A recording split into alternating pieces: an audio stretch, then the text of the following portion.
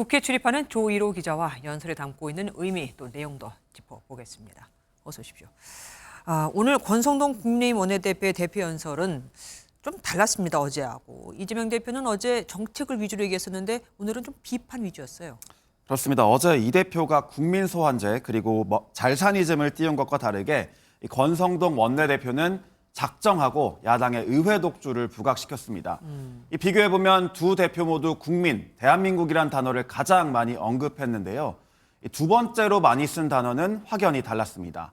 이 대표는 성장을 29차례 언급하며 민생과 경제 행보에 방점을 찍었다면 권 원내대표는 민주당을 44차례 반복하며 민주당과 이 대표 공격에 화력을 집중했습니다. 어제와 오늘 비교해보면 완전히 전략이 확연히 다릅니다. 어떤 의도가 있다고 봐야 할까요? 당내에선 현 상황에서 정책이나 어젠다를 띄워도 이 지지층의 호소력이 약하다고 판단하고 있습니다. 이 국민의힘 핵심 관계자는 정책으로 승부를 보려면 민주당처럼 유력한 대선 후보급이 있어야 하는데 현재 국민의힘은 그럴 상황이 아니라며 그보단 이 대표에 대한 공세를 이어가는 게 더 효과적이라고 판단했다고 설명했습니다.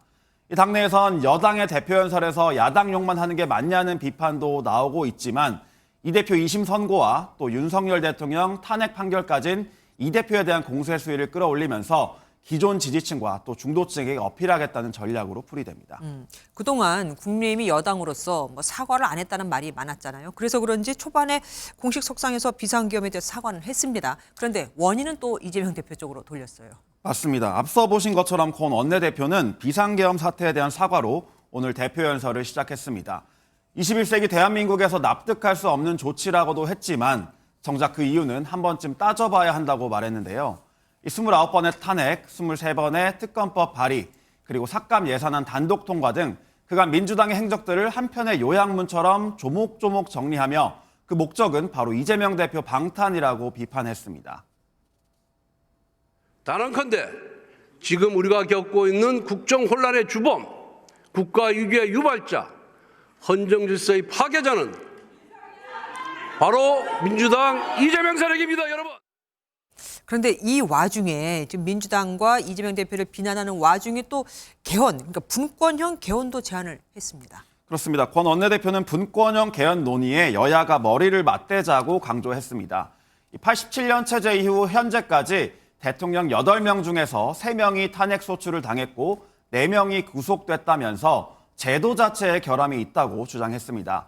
따라서 제왕적 대통령의 권력을 분산해야 한다고 말했는데 이와 더불어 제왕적 의회 권력 남용도 함께 제한해야 한다고 말했습니다. 네. 즉 현재 다수당을 차지한 야당이 입법 폭주를 벌이고 있다며 의회 권력도 분산해야 한다는데 방점을 찍은 거죠. 그런데 지금 인원수를 보면 개헌을 하려면 당연히 민주당의 협조가 필수적 아닙니까? 이게 가능하겠습니까?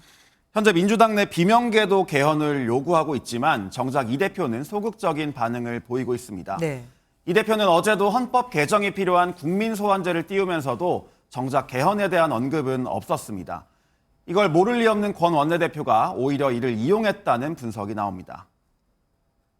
근데 지금 민주당과 이재명 대표는 개헌을 애써 외면하고 있습니다.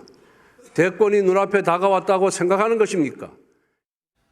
즉 개헌에 반대하는 이 대표 이미지를 부각시켜서 대권 행보를 견제하려는 전략으로 풀이됩니다. 그러니까 일부러 피하는 모습을 보여주려고 제안을 한 거다. 지금까지 정치부 조일호 기자와 함께했습니다. 고맙습니다.